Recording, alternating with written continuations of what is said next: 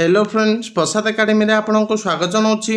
देखंतु Odisha public service commission तरफ assistant executive engineer रो पुणी एडवर्टाइजमेंट आसीसी तो कौन रही न्यू रिक्रुटमेंट रूल ता सहित केते कौन पदवी रही क्यों मैंने यहाँ को आवेदन करेंगे चलतु डिटेल देखा। तो मोट पदवी देखा गले 63टी रही। तो आपण मैंने यार ऑनलाइन एप्लिकेशन को केबे आवेदन करेंगे। तो आपण मैंने 12 मार्च 2024 टू 12 एप्रिल 2024 आवेदन करेंगे।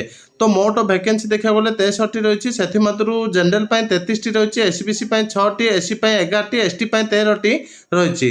तापर देखो एज लिमिट देखा गले जमती 21 टू 38 वर्ष रहा कथा सेमती रही। तापर देखो एजुकेशन क्वालिफिकेशन देखा गले जो मैंने बीटेक रे सिविल करचंती से माने ये पदवीटा को आवेदन करेंगे। तो देखो एथर सिलेक्शन प्रोसेस रे टिके चेंजेस कर जाइछि। तो आपनकर सिलेक्शन प्रोसेसटा फास्ट प्रिलिम एग्जाम हम 100 मार्कर, तापर मेन एग्जाम हम, तापर आपनकर वाइवास टेस्ट कंडक्ट कर।